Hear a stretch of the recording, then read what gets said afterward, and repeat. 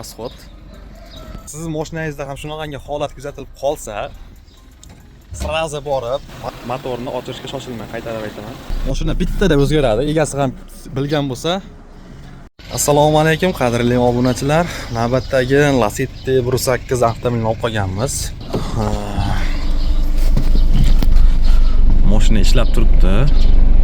Unda qanaqa muammo deydigan bo'lsalaring, mashina nima deydi?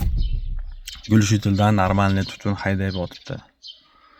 Bunaqa holatda nima qilish kerak va to'g'ri tanlov qilish kerak. Birinchi o'rinda yaxshi servis mutaxassis bilan maslahat qilgan holatda avtomobilni topshirishlar kerak. Xo'p, buni ko'rdik. Kecha olib kelishganda, kecha diagnostikasini qilib berganim ukamizni kunduz olib keldi. Mana xudo xolasa sizlarga bitta video qilib, foydali ma'lumot bo'lib qolsin deb joy kelganda tushuntirib ko'rsatib o'tib ketyapman. Albatta mehnatimizni qadrlaysizlar degan umidda videomizga like bosib, kanalimizga obuna bo'lmagan yurtdoshlarimiz, obunachilarimiz bo'lsa, albatta kanalga obuna bo'lib qo'ying do'stlar. Obuna bo'lgandan keyin ham qo'ng'iroqcha tugmasini bosib qo'ysangiz, kun davomida foydali videolar qo'yib boramiz kanalga. Shulardan birinchilardan bo'lib boxabar bo'lib turasizlar. Hozir men buni mashina yurgizib, tutashlarini xullas ko'rsatib o'taman va asl sababi qayerda ekanligini ham ko'rsatib video oxirida tushunib turib, alishtirib va yana maslahatlarimizni berib boramiz. Kuzatib boringlar. Biz esa mashinani zavod qilamizda, tutun chiqishini, gulshdan chiqayotgan tutunlarni sizlarga ko'rsataman.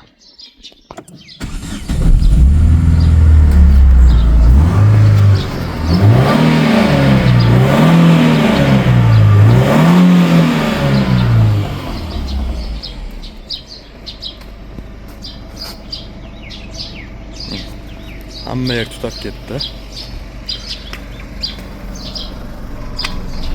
Yana bir marta.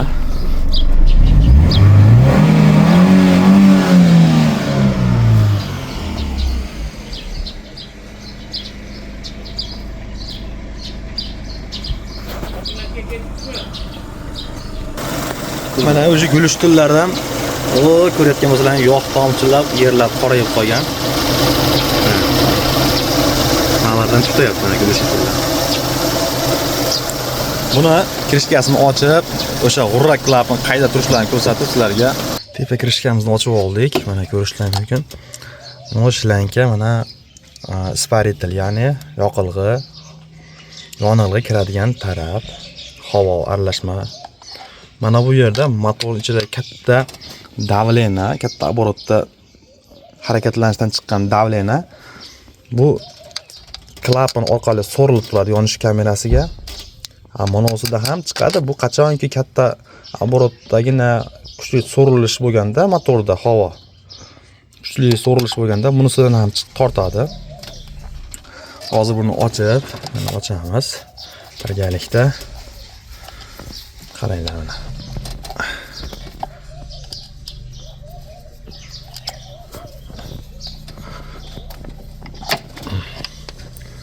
Ochamiz.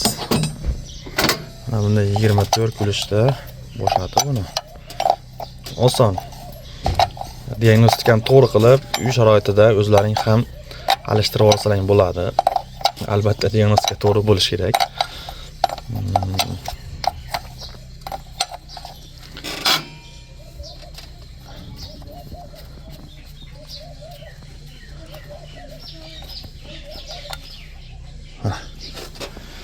Ichi tamom bo'libdi. Sinib, prujinalari ochilib, premya bo'lib ko'rishlaringiz mumkin.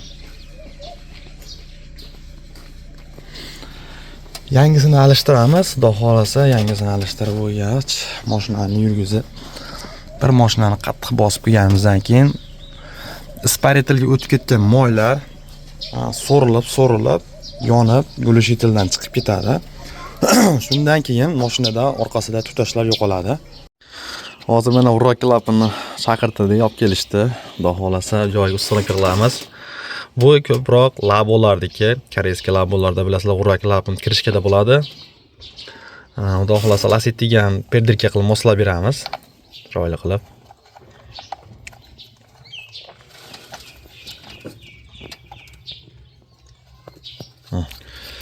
qatirib, shlankalarni ulab, xullas yurgizib, ustunovkalarni qildik. Mashinani zavat qilib, sizlar bilan birgalikda ovozlarni eshitamiz.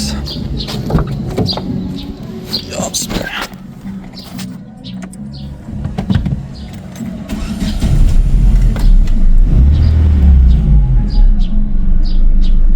Mashina bittada o'zgaradi. Egasi ham bilgan bo'lsa, mashina siltab o'ta qaltirab ishlayotdi. Chunki oshqicha havo gaz yurganda gaz havoga ko'plik ketadi. Havo gazni bildirib qo'yadi, havo ko'pligi. Benzin esa uchun bildirmaydi. Gazda qancha havo ko'p bo'lsa, mashina dam bo'lib qaltirab qoladi. Sekin-sekin yonish kamerasiga tushgan yog'lar mana tutab-tutab mashinadan kumush tutashib ketadi.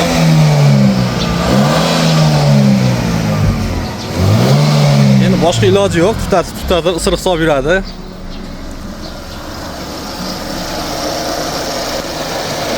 Mana qarang, tutab ketdi hammaga. Chunki avtobusda yo'q chiqaryapti motor. Mashinani chiroyli qilib yuvib bering degan edi. Mana ko'nglimizdagi qilib, qo'limizdan kelgancha shu chiroyli qilib qo'ydik. O'sha bu mashinamizni o'rak klapini o'lab, ko'tadan normalniy tutun chiqayotganda, xudo xolasa sekin-sekin yo'qolib ketadi. Bunaqangi vaziyat kamida 1 yil oldin bo'lgan edi. Xuddi shunaqa Brusak Lasettiga shaharda propan o'rnatishganda, programma qildirgani elektrikka o'tib, elektrikni oldida уже o'tkinga mashina tutab, normalniy tutab ketgan. Shu yerda ustalar chaqirishgan, motoristlar chaqirishib, xullas mashinani ko'rib, aka motorni ochish kerak ekan deb mashinani egasiga aytgan. Bu narsani egalari menga aytib berishyapti. Bir kulgim keladi. Aka motor qilamiz deyishgan. Ikkita motorist kelib, aka motor ochish kerak degan. Olib kelishdi o'zimizda qildiramiz deb ko'rdik. Ochsak, xuddi shu g'urrak klapini o'lmagan beda. Beda propanchilar yig'ayotganda, ustonovka qilib mashinani yig'ayotganda g'urrak klapinga ulanadigan shlankani motorda kirishkasidagi kichkina shlankani g'urrak klapinga ulab, xullas joyini o'zgartirib qo'yishganda motordagi moyni motor yurishi bilan moyni so'rib tashlagan. Shuni hisobiga orqadan tutab, shahardan kelguncha kamida 4 litr moy yoqib kuyib kelishgan. Kamiyadi, kuygan xullas 4 litr moy bilan yetib kelib olishgan bega. Qilib berganmiz, ishlarni chiroyli qilib, xursand bo'lishdi.